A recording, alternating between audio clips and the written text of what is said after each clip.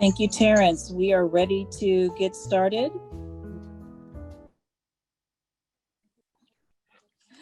Awesome.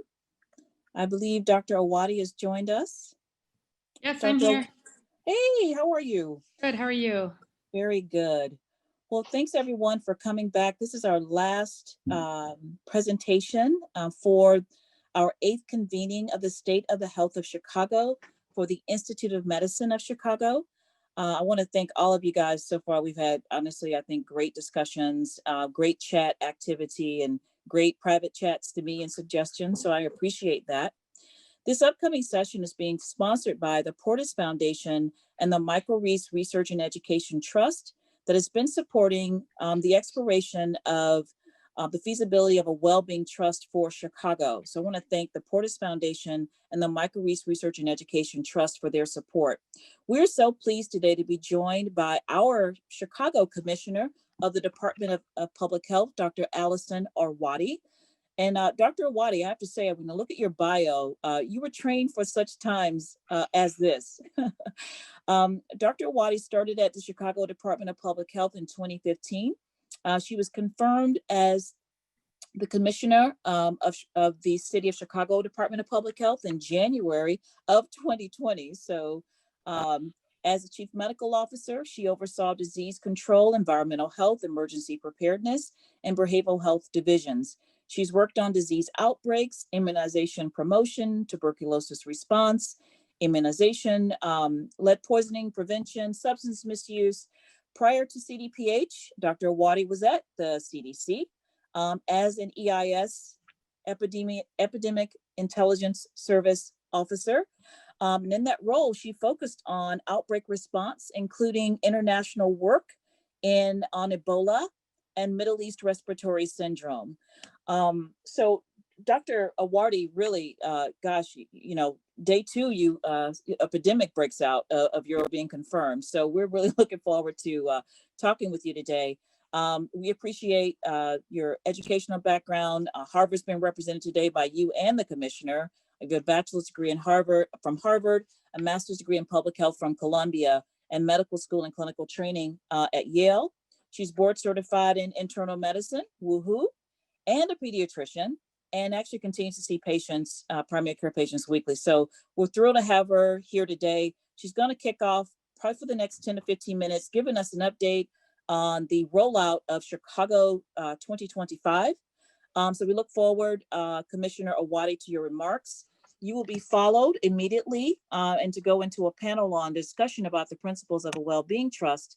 And that panel will be moderated by Dr. Mark Shields, who's a board-certified internist, a member of the Board of Governors of the Institute of Medicine, and a senior advisor to Guidehouse Health Consulting. So we're looking forward. Dr. Allwady, and then we'll hand it off to Mark and the panel. Dr. Allwady, welcome. Thank you so much for having me. We're working a little bit on the internet connection, so I hope everything stays stable here. But yeah, really appreciate the invitation. And as you know, outbreaks are what I have worked on my whole life, but what's been really different about this one is doing it right here in Chicago at this level. And what I'll be going over today, just at a high level, is our Healthy Chicago 2025 plan. And I want to just start with making the point that we'd done a lot of emergency preparedness in terms of stockpiling for COVID and thinking about emergency response. But in a lot of ways, the work that went into building our Healthy Chicago 2025 plan also set us up, I think, to have a particular lens thinking about racial health equity in our response here. So let me just share my screen and make sure people are able to see it.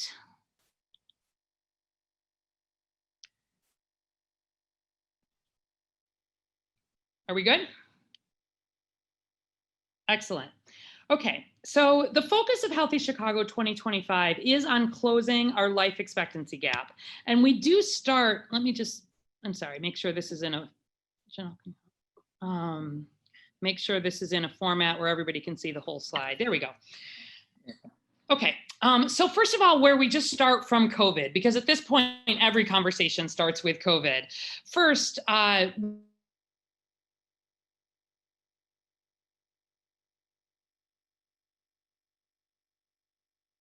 we have disproportionately seen COVID case counts for deaths on the left and for cases on the right. And you can see in purple are Black non-Latinx Chicagoans who very early on had a really big surge of deaths in particular. And still, as you can see, 42% of the deaths here in Chicago have been among Black non-Latinx Chicagoans, where that's only 30% of our population. Whereas cases, blue represent Latinx Chicagoans. You can see we saw a later surge in cases and have very disproportionately seen cases, 48% of our total cases among Latinx Chicagoans, and that's where only 29% of Chicago's population is Latinx. And so we think about, why is that? And every time we have an outbreak, people start to think about what are the ways in which this outbreak is bringing to light all of the cracks, all of the gaps, all of the inequities that exist in our society, because outbreaks always look for opportunities where people don't have equal access and equal opportunity. And COVID here, I think, has really brought this more into the light. We also, as we think about learning from COVID, have seen what an amazing opportunity it is where all of Chicago comes together around a particular response.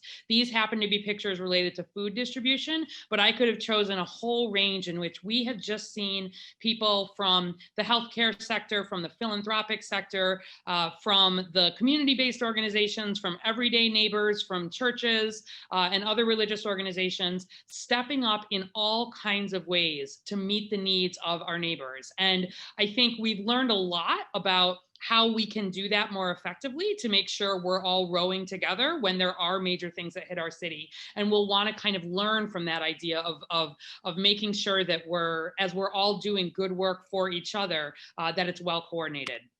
The other thing is that we really have the opportunity here to learn from the call for racial justice that has also come out of this summer. We do not think it's by accident that this has risen sort of at the same time as COVID. It's pretty common where you're having an outbreak and a lot of disruption in society to see real calls for change that are based not just in the disease, but in other ways in which our society is not fair. And in this case, obviously, has a very long history of disproportionate death, particularly for African Americans in terms of interaction with police. And so I wanted to just very quickly in 1 minute play this clip, if it will play. America is dealing with two viruses, one being COVID-19, and the other is COVID-16-19. One virus, we have specialists, epidemiologists, virologists, who understand what we need to do. But unfortunately, with the older virus, America has ignored the cries, the pain, and the anguish that has come from the lips and the lives and the hearts of many people of color in this nation. We are not all responsible for some of the actions taken yesterday, but as a city, we are all accountable. We are all accountable to build a city and to build a nation, a yet-to-be United States of America. So that was Reverend Moss, who I imagine many of you know, who's been such a strong voice on this. This was immediately, after the death of George Floyd, and then the civil unrest and the looting that followed. And I think we've been trying to think together, sort of as a city, and I think it's important for all of us as we think about COVID response to think about this call together. And so with health, America is dealing with two.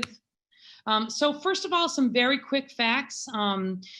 Life expectancy is actually decreasing in Chicago overall. Where we look at the difference between 2012 and 2017, for the first time, like in this century, we saw life expectancy drop as a city.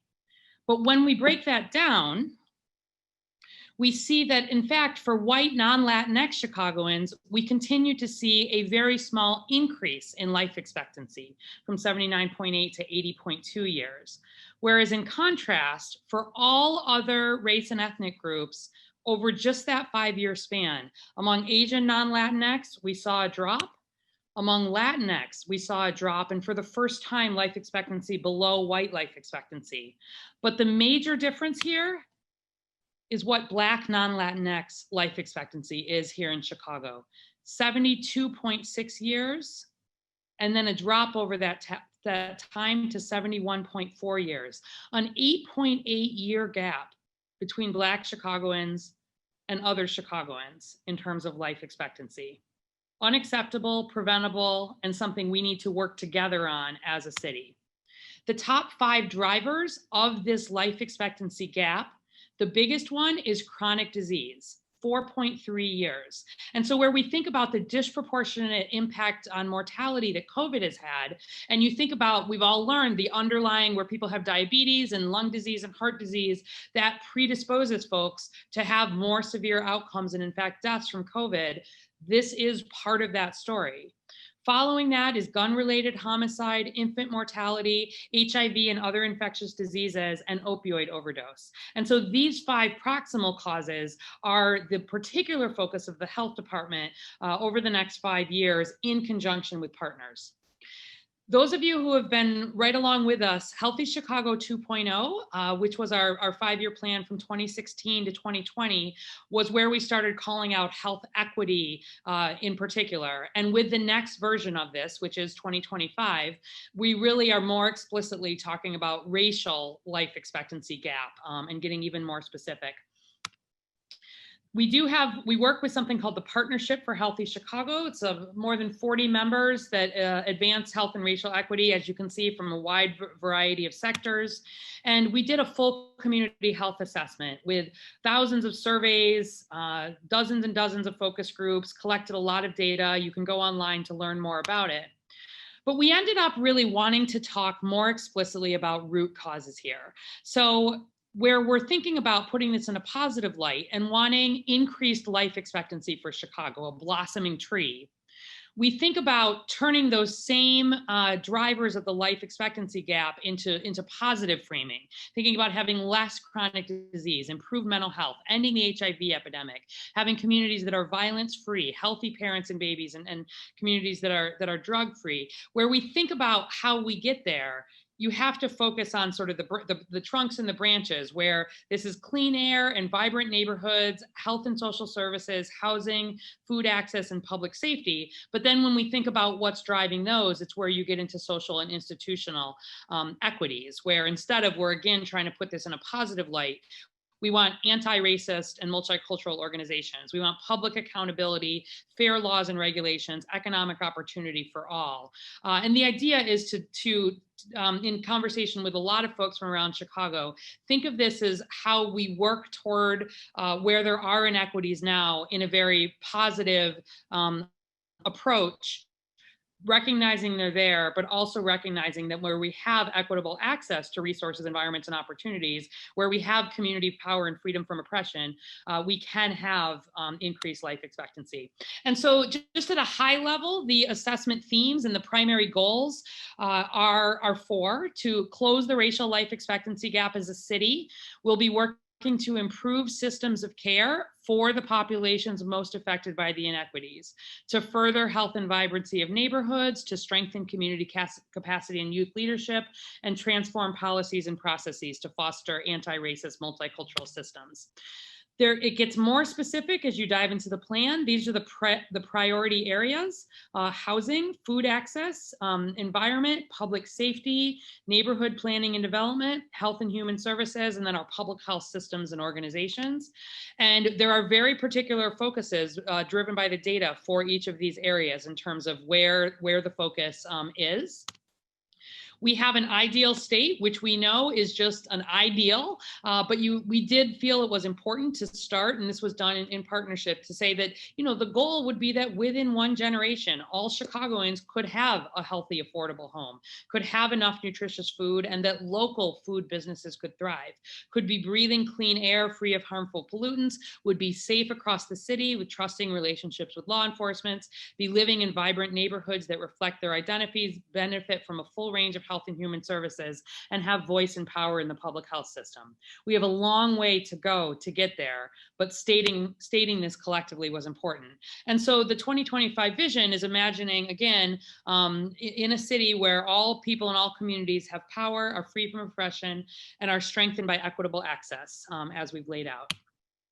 These are the guiding principles that we've used. As you can see, the asset-based, for example, the equity-focused, the trauma-informed, specifically calling out anti-racism, thinking about building capital, and community-led. And at the health department, there are a lot of detailed ways that we're working on this. In the HIV and infectious disease space, there's getting to zero. There's the work that we've been doing to move contact tracing into communities. In chronic disease, there's examples like walkability assessments. In behavioral health, there's lots of investments in terms of increasing mental health access or bringing more of a data lens to where we're seeing opioid overdoses surge. In maternal and infant health, our Family Connects program is trying to make sure that the connection after babies are born is followed up at home for in-home nurse visits. We're also thinking about our own internal transformation. We have a chief racial equity officer at CDPH really looking at all of the ways internally we do everything from hiring to contracting to pushing resources out across Chicago, and very excited about the work that's happening there. To give you one concrete example in the food access space, where we're thinking again about addressing these inequities. Some of the more specifics here are we're at work working to publish a food environment map. We're establishing a food policy initiative, an advisory group to advance food equity, and then strengthening food policy, plans, practices, food safety net, et cetera. Although the Chicago Department of Public Health is in the planning of this, this is meant to be an all Chicago plan. And the idea is that where organizations, whoever they are working toward better public health and these root causes, we are doing it in conjunction with each other. We'll be setting up an equity dashboard following a number of these indicators. I invite any of you who have interest in this to join the conversation. And we have a lot more online about how, depending exactly what your role is, some of the specific things that you can be doing toward the Healthy Chicago 2025 vision. This is, of course, just the very high level overview, and there are people, hundreds and hundreds of people hard at work of the details of turning this into a reality. But I appreciate some time just to frame what we are trying to think about at the health department with our partners and with all of you as we hopefully lead toward a healthier Chicago. And I'm happy to take questions. Thank you.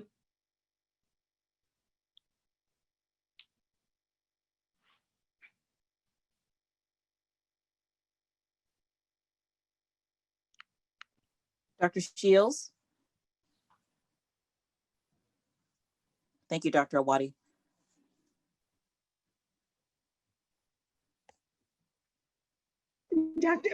Dr. Shields, you're muted, so we can't hear you.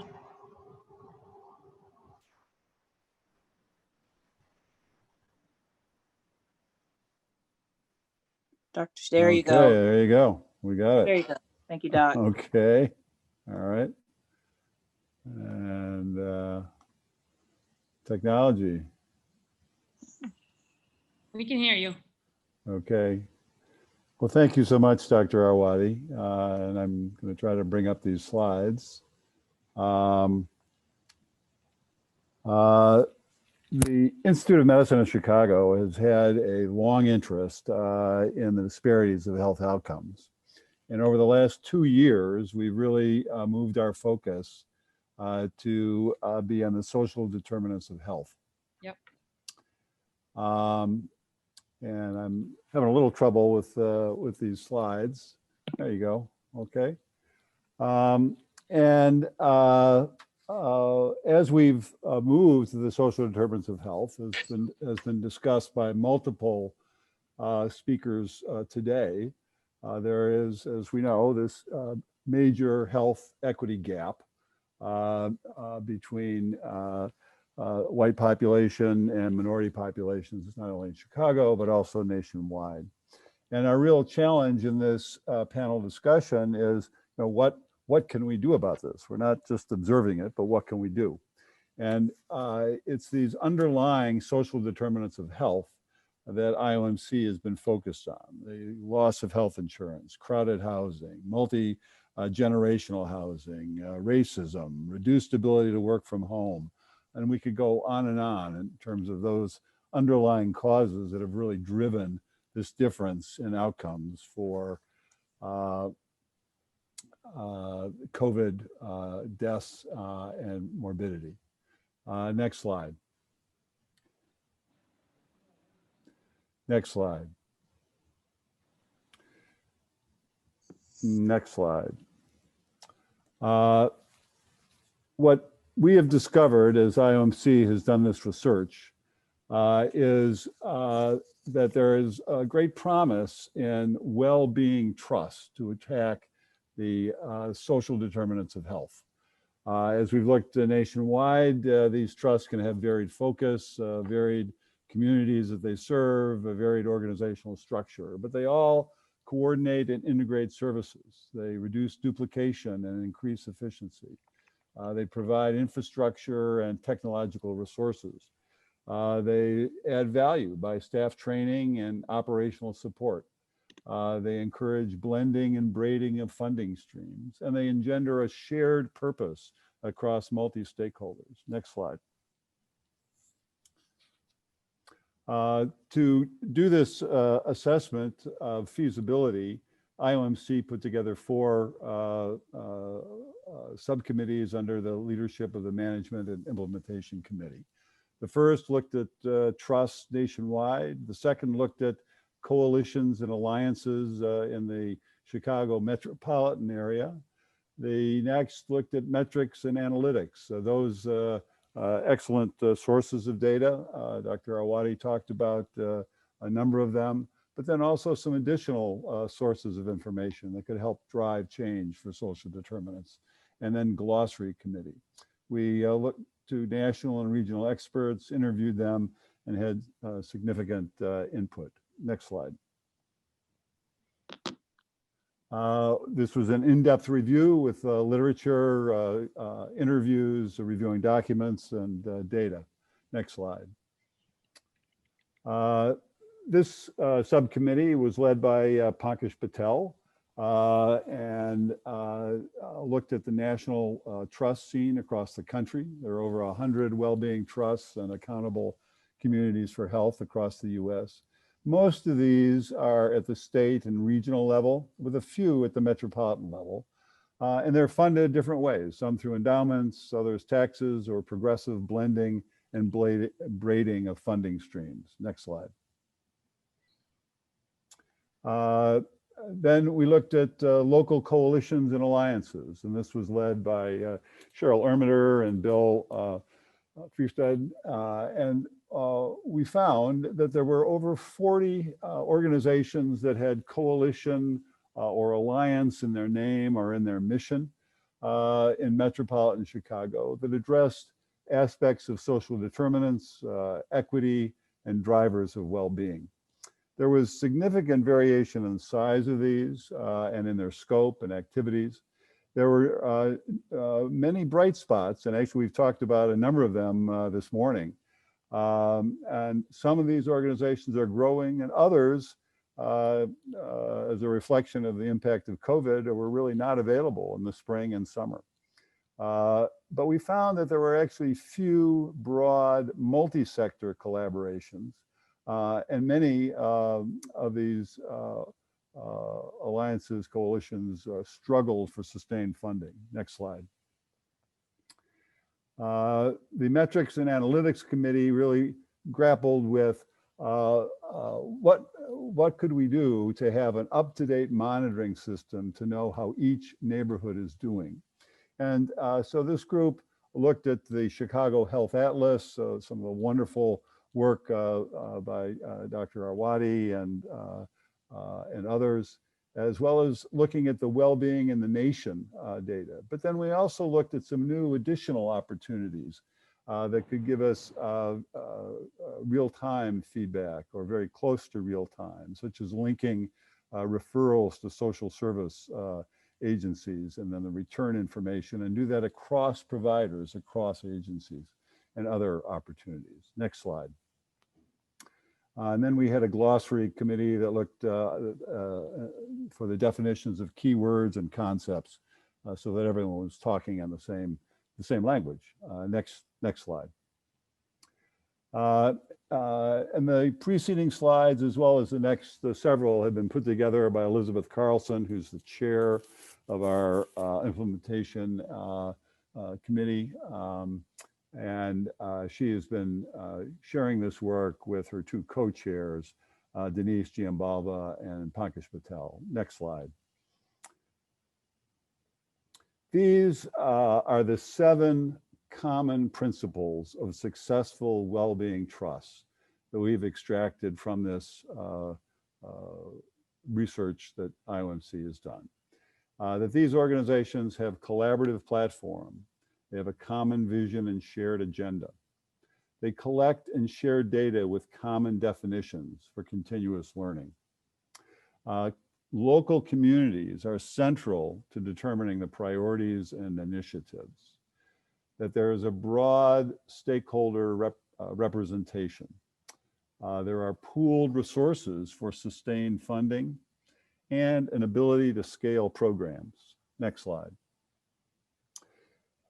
So a common platform was common to these. There's a backbone support to be able to pull the multi-stakeholders together.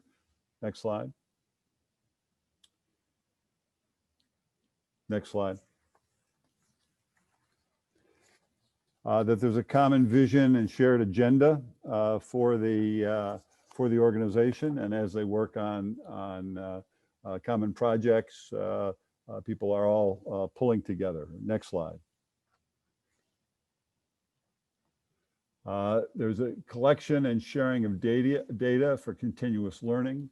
There's common definitions, there's shared definitions of the data points. So there really can be comparisons across organizations in finding best practices. Next slide. Local communities are central to determining the priorities and initiatives. It's really a bottom-up decision-making when selecting the priority for a community or the initiative, not a top-down process. Next slide. There's a broad multi-stakeholder representatives. The most successful trusts have certainly local community organizations, but then also healthcare providers, healthcare payers, foundations, interested businesses, governmental agencies, and others. So that multi-stakeholder is critical to success. Next slide. There's pooled resources for sustained funding, and typically there's blending and braiding of the funding sources. So they are all focused on some common initiatives. And next slide. There's ability, once best practices have been identified, to be able to spread the program across a metro area or a state. Next slide. So those are the common principles of a well-being trust. And really, the question is, what would the results be if these common principles were applied universally? And that's going to be a question for the panel. If we had these principles consistently applied, how could it assist in our work on COVID? Next slide. So these are the 7 principles. Next slide.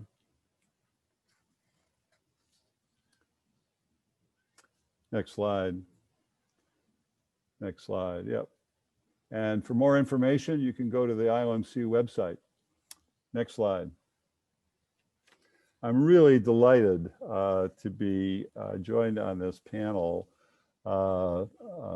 Thank you so much, Dr. Arwady, for your comments, and Cheryl has introduced you. Let me introduce the other 2 panelists. Dr. Marshall Chin, who is a Richard Parrillo Family Professor of Healthcare Ethics in the Department of Medicine at the University of Chicago. He's a general internist with extensive experience improving the care of vulnerable patients with chronic disease. He is also a fellow of the Institute of Medicine of Chicago. He is the co-director of the Robert Wood Johnson Foundation, Advancing Health Equity. He also chairs a National Quality Forum Disparities Standing Committee that recommended how to achieve health equity through performance measurement and payment reform to the Centers for Medicare and Medicaid Services. Welcome, Dr. Chin. Our next panelist is Natalie Moore. She is a reporter on race, class, and communities at WBEZ, where she covers segregation and inequality. Her enterprise reporting has tackled race, housing, economic development, food injustice, and violence. Natalie's work has been broadcast on the BBC, Marketplace, and NPR's Morning Edition, All Things Considered, and Weekend Edition. She's the author of The South Side, A Portrait of Chicago and American Segregation. This was the winner of the 2016 Chicago Review of Books Award for Nonfiction and a BuzzFeed Best Nonfiction Book of 2016. It's really an honor to be on this panel today. I'm going to throw out the first question to you. Actually, I'm going to just ask your permission. I'm going to use first names. Allison, Marshall, and Natalie, I hope that's okay. Please call me Mark. Allison, I'm going to pose the first question to you, and this is actually the same question that I'm going to ask all the panelists. Have these principles that I've just gone through about a well-being trust been used consistently across the Chicago metro area since the outbreak of COVID to address the equity gap from COVID? Oh, you're muted, Allison. Yeah, okay.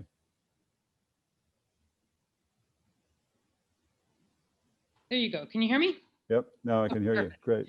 Yeah, so certainly we have tried very hard to use exactly these kinds of principles in our response. I think where we're moving really fast, it becomes more important than ever to actually make sure that the voices, of folks within communities in particular are sort of, leading in this decision making. Often when things speed up, there can be a tendency to want to just sort of pull in and stick with the folks But we have learned, it's clear not just as a principle, but in practice, that if we are going to beat this thing, it is about making sure that there are partners who share the same concerns and approaches and are willing to help lead and direct in terms of what needs are in different communities and pull it out of just the what do we need right this minute to that larger conversation. And so I think just to put a really concrete example on that, where we think about testing access, the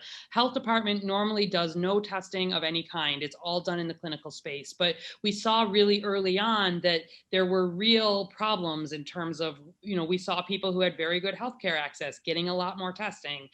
We saw, particularly on the south and west sides, where COVID was surging, less access to testing. And so worked sort of in a data-driven way, in a resource-driven way with some federal funds to say, okay, we're going to stand up testing and we'll make the data available week over week. Where does it most need to go? But then we don't actually make the decisions at the health department about exactly where should that testing be. Is it best, with this organization at this church? That's through the Race Equity Rapid Response Team, which was stood up really from the very beginning when we started really talking about what that early data was looking like. The mayor really wanted to make sure that we were grounding, not just talking about this problem, but grounding it in action and grounding it in a way that that the actual decision-making and resources are done in collaboration with a wide range of stakeholders who often have a wide range of opinions. I think it's made us a much stronger response as a result. And we've really sort of built on those initial testing and outreach conversations and used them to drive, for example, where we fund the organizations that are doing our community-based contact tracing, to think about how, again, we build on strengths within existing networks, within existing neighborhoods. And then at the same time, recognize that where we are putting these resources, they are on top of just decades of inequity. And And you can't, I think, talk about the immediate needs without also in a longer term way investing. And this is where this fits into the city's Invest Southwest approaches, and some of the other larger things that are happening, not just at the city, but with philanthropy, to try to work on the decades of inequitable investment that have led to these differences. So we're trying to use these principles really every day, and trying to think about how the COVID response can actually lead to change in a long-term way. So if I'm hiring, through a community-based organization, a contact tracer, that's good for a job for a year and a half.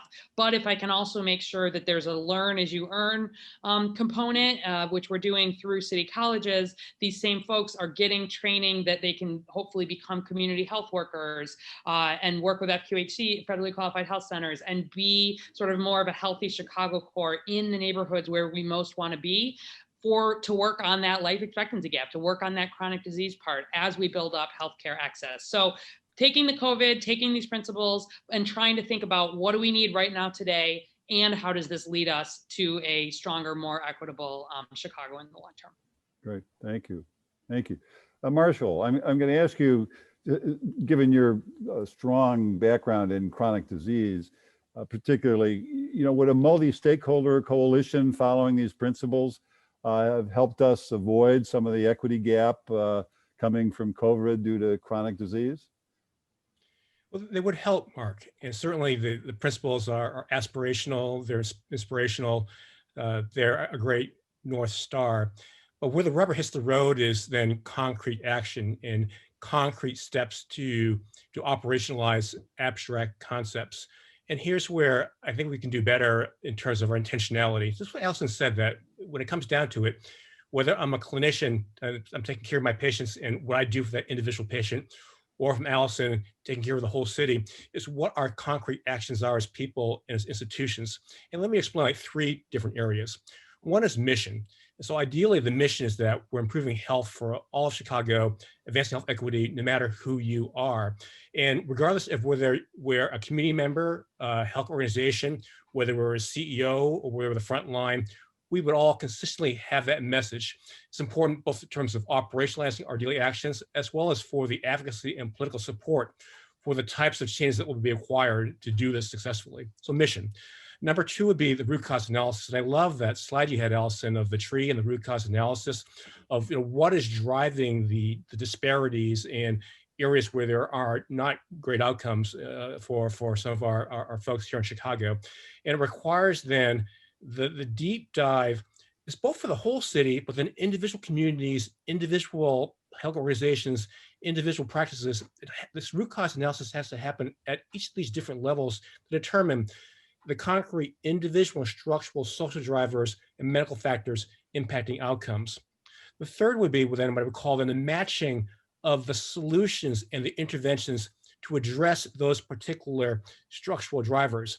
And so, for example, if in my community there is a mistrust issue or there is a food insecurity issue, how do I tailor then my addressing of that particular food insecurity trust issue in my particular practice or my particular community? And then I'll add to that too, critically, I think that we should talk about too, is really the payment streams.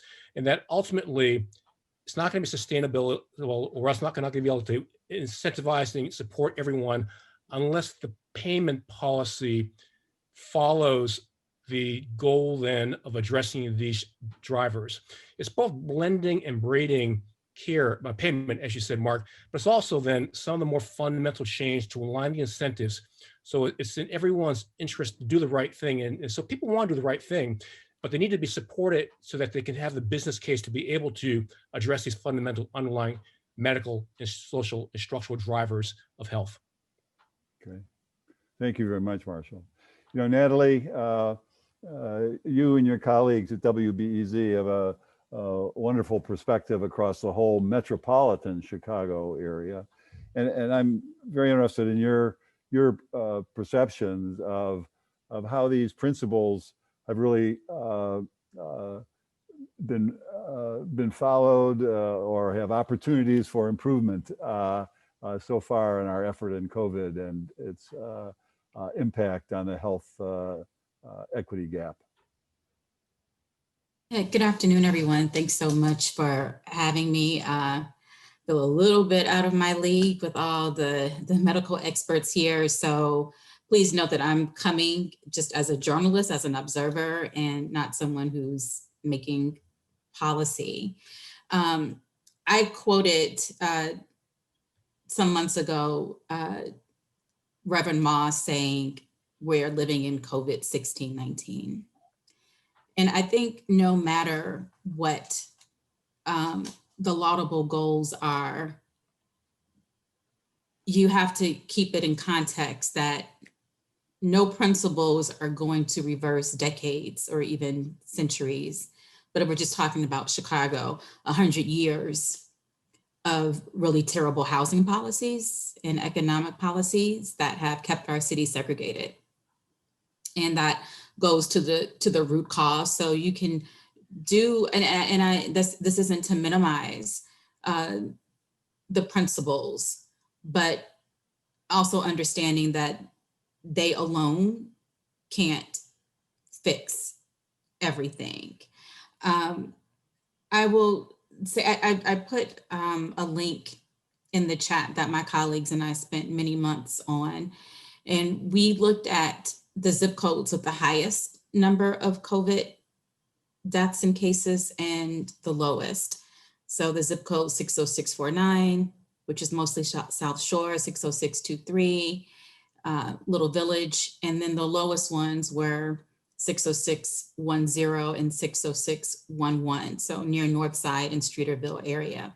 And so we, it was confirmation of things that we intrinsically already know about life expectancy and the health disparities, but it was also really important to tell the stories of these individuals, because this can sound very statistic heavy, and we have to remember the toll that this takes on the communities. And these were, we contacted 50 relatives of people who died of COVID, and then George Floyd happened in the middle of that. So it was necessary but very emotional reporting, where often my colleagues and I would get off the Zoom calls with families and cry ourselves as people cried on the phone with us. And we heard multiple times, "Thank you for telling my loved one's story," because I felt like he or she was just a statistic. So I just want to elevate that, even when we're talking about these things. When we look long term, I think what has to be kept in mind is just not looking at Chicago or talking about Chicago only as a city, and remember, so if things start to revert, if we look at the numbers and don't aggregate them, we're missing out on what's happening in places like a South Shore or a Little Village. And the city does have the rapid racial response teams. The city was out front early talking about the racial disparities, but people in Little Village, for example, are still working jobs that require them that they're essential workers. They're still living in apartments where there may be only one bathroom. And so I wonder how, and that's not going to be changed by any of the principles. So what can be done to have them maybe recover someplace else? What are some creative ways to think about how to do triage in these communities in the short term, while also addressing the structural inequities, particularly around housing and employment in these communities? Okay. Thank you very much. Looking forward, Allison, I wanted to ask you, you've had the Partnership for Healthy Chicago, and I'd like to ask, could these principles help you make that partnership even more effective, or help pull in additional members of that partnership as you build a coalition? And I guess I'll also share one of the thoughts that we've heard as we've been doing our research over the last year and a half, is that kind of given the culture of Chicago, that having these partnerships led by the private sector is a key part of getting their buy-in from business and foundations and others. It's kind of, you know, how do you get that buy-in going forward? Yeah, so I think in this space, we are very much, the reason that we stuck with this Healthy Chicago language, right, is that I think we're in our 11th year at this point of sort of using Healthy Chicago. We started with Healthy Chicago, which was for the first time just pulling together sort of statistics across Chicago and starting to kind of think about things and how are we following them and getting dashboards together. And that was more than 10 years ago. And then with Healthy Chicago 2.0, which was that sort of 2015 to 2020, that's when, like I said, we started really, the focus became health equity. And it was about, we are going to, like, I don't care if the whole city is getting better on something. I mean, I care, but how we're going to define success is whether whatever the group that is furthest outlying is moving closer to where it should be. And so we had, 250 indicators, and it was everything from, maternal mortality to things like smoking. And there were different, LGBTQ youth turn out to be the focus for one particular area, and a particular neighborhood may be a focus here. Uninsured, it was young Latino men between 25 and 35, and tried to get much more specific about who are we pushing resources in toward this goal. And so with Healthy Chicago 2025, we want to really continue to build on, I think, what was very successful with Healthy Chicago. We've got those kind of 40, 50 key partners. We actually had about 600 people regularly sort of involved in the different working groups and the different kind of individual organizations toward like these pretty specific goals. And even thinking, to your point around business community, philanthropy, et cetera, trying to carve very specific spaces so that, if there is grant making happening, like, let's use this same language. Let's think about this in the same way. If you are a business, like, here are the very particular pieces. And I think what we're thinking about a little bit with 2025 is how we, we're wanting to turn a little bit of that on its head in terms of making sure there's additional sort of community leadership, whatever that means in these different spaces to your principles. But I very much, the thing I liked about Healthy Chicago, like if you look at either 2.0 or 2025, it doesn't say this is the Chicago Department of Public Health's plan. It says this is the City of Chicago's plan. And we very much want partners in all of the spaces to own this as much as the health department does. I think we do play, particularly in the healthcare system, we can play a fairly important neutral coordinating role in some ways, but we're not as strong in where, with the business and philanthropy. And this is where, at least within the city, big C, City of Chicago level, we've done a lot more work this time around to say sort of, housing and, planning and development and some of these other sections that are more engaged with the sectors there. Can you help be just a coordinating voice and let, this will work best when, businesses, to your point, see this as something that they're reflected in. So, if people, if anyone is not connected to this and would like to, in your individual, in your professional roles, I'll put in the chat box how you can get connected, because I plan to continue to sort of be nimble in terms of thinking about what this framework looks like. And it is, like I said, right at the beginning, it's about rowing together as a city, and having these principles is an important place to start. You got to make sure everyone's coming at it from a recognition. This isn't all, what are we doing today? It's this long-standing inequities, and that, as Natalie was saying, that need long-standing investment. So I'll put the stuff in the box, but thank you. Okay, thank you. Marshall, as we go forward, with next steps with COVID, we have immunization on the horizon.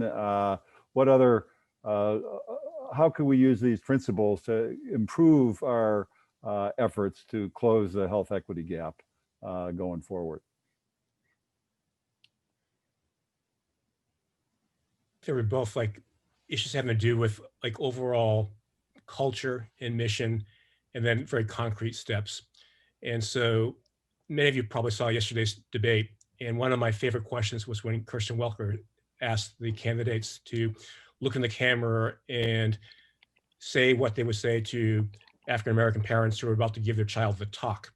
And I would say that in some ways, we have the analogous situation of having to have the discussion regarding racism as individuals as well as within our organizations. I mean, it was heartening to see, Allison, your slide about those efforts inwardly at Chicago Department of Public Health, which takes a lot of courage because essentially all of us in every organization has these baked in structural elements of racism. And it's a hard discussion to have and a hard inward look. And so to the degree that we can have these honest, difficult, and at times painful discussions, the more we're going to be able to design the interventions that will get at some of these root structural issues. So part of it's the culture. Some of these concrete steps. I fairly recently wrote an article with a provocative title, "What if the role of healthcare was to maximize health?" Because part of what we do in healthcare is to work on health, but partly what we do is not aligned to do what would maximize the health of the people of Chicago. I mean, in general, we underemphasize preventive care, public health, primary care. And if we truly had an aligned mission that the goal was to improve the health of all Chicago folks, there's a lot of institutions, a lot of organizations that would change what they're doing. So it requires us, again, to do that root cause analysis. What do we need to do to truly improve health for diverse populations across the Chicago city? And then how can we create the systems, the baked-in systems of delivering care and the payment streams that allow people to do the right thing? So why don't, for example, we incentivize those organizations that reduce healthcare disparities in the city or that promote public health? I mean, we don't do that nearly enough, virtually at all, in the way we design our payment systems, for example. So we need to have this alignment across all the different sectors to really do that North Star that's embodied in the principles. Great. Natalie, how could multi-stakeholders work better with the press, the media, to advance work on the equity gap? Well, selfishly, I would say tell your hospitals to talk to reporters, even if it means that they might not be in the best light. For our project, the only hospital we focused on 4 hospitals that were serving the communities, and only St. Anthony would talk to us. Northwestern would not. And, we understand that a research hospital is not the same as Jackson Park, but how do you share resources? Hospital transfers have been an issue. PPE's been an issue. How much government aid is given to one hospital versus another? Jackson Park and South Shore hospitals just ignored. I did talk to a Jackson Park nurse who had issues with PPE. So I would say talk to us. I did interview Dr. Chin's colleague, Monica Peak, about racial health disparities. And, she's been a great resource, even talking on background. If you want to be a whistleblower, we won't use your name if you want to share information that you think is detrimental or not helping patients. But, sunshine's the best disinfectant. Okay.